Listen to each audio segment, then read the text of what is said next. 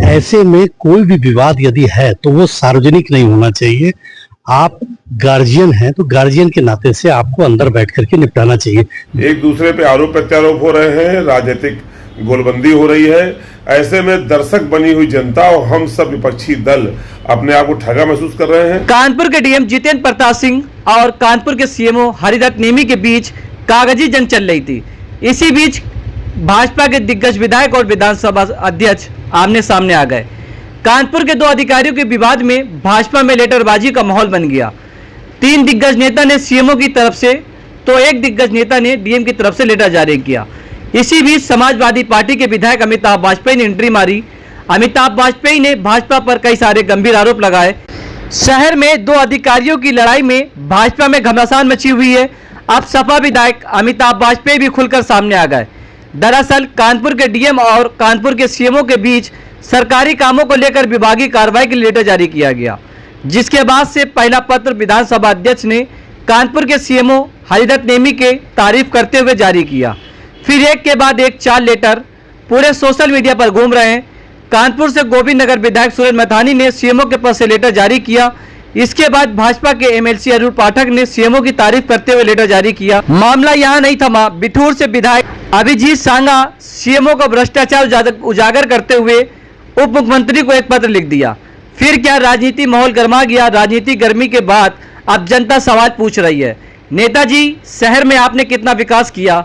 नेताजी आप लोगों ने शहर में फैली अव्यवस्थाओं के लिए कितने लेटर जारी किए। नेताजी हमारी भी सड़कें टूटी हुई हैं। विधायक जी हमारी भी नालियां भरी हुई हैं। विधायक जी शहर में बिजली की समस्या है। विधायक जी शहर में पानी की समस्या है। विधायक जी शहर में जाम की समस्या है। अब कई सारे सवाल खड़े हो रहे हैं। जिस जनता ने नेताओं को शहर का विकास कराने के लिए जिताया था, वह नेता अधिकारियों की लड़ाई में वोटिंग करते नजर आ रहे हैं। ये वही नेता हैं जो शहर का विकास करने के लिए बड़े बड़े दावे करके गए थे, लेकिन वह नेता अब काम नहीं वोटिंग कर रहे हैं। इसी बीच लेटर जारी करने वाले नेताओं के बयान सामने आए। पहला बयान सतीश महाना का है, जो वर्तमान समय में विधानसभा अध्यक्ष हैं। सतीश महाना ने कहा कि डीएम और सीएमओ के बीच विवाद की जानकारी मुझे नहीं थी, या उनका विभागीय मामला है, इससे मेरा कोई लेना देना नहीं। यदि अच्छा कार्य कोई कर रहा है तो उसको देखा जाना चाहिए। दूसरा बयान अरुण पाठक का सामने आया, जो कि वर्तमान समय में एमएलसी हैं। अरुण पाठक ने कहा कि जनप्रतिनिधि होने के नाते एक सक्षम अधिकारी से जनता के हित में जो कहा जाए वह काम किया जाए। इस नाते मैंने पत्र लिखा था। अगर डीएम ने गड़बड़ी पकड़ी है तो इसके खिलाफ विभागीय कार्रवाई होना चाहिए, या उनका विभागीय मामला है। वहीं तीसरी तरफ कानपुर के सांसद रमेश अवस्थी ने कहा, मैंने पत्र लिखने से साफ मना कर दिया। विवाद की जगह जनता के हित में काम करना चाहिए। अगर विकास को लेकर इतनी चर्चाएं होती तो ज्यादा बेहतर होता।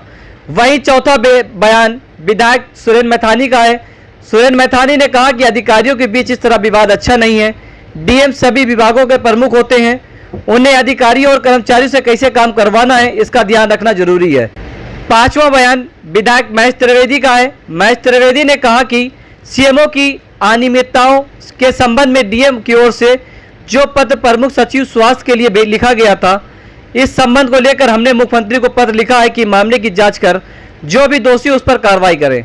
जहां एक तरफ भाजपा के दिग्गज नेता विधायक और विधानसभा अध्यक्ष ने पत्र लिखा, वहीं बिठूर के विधायक अभिजीत सांगा के पत्र से भाजपा में खलबली मच गई। दरअसल भाजपा विधायक अभिजीत सांगा ने सीएमओ के भ्रष्टाचार की पोल खोल दी।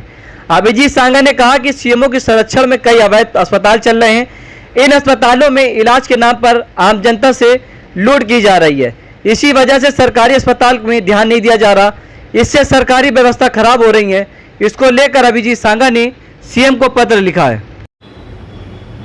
बहुत सारे लोगों के मन में इस समय जिज्ञासा है कानपुर में कि एक विवाद जो जिलाधिकारी और मुख्य चिकित्सा अधिकारी के बीच में चल रहा है, और जिसमें भारतीय जनता पार्टी के अनेक जनप्रतिनिधियों के पत्र जारी हुए हैं, उसमें समाजवादी पार्टी और हम लोगों की प्रतिक्रिया क्या है।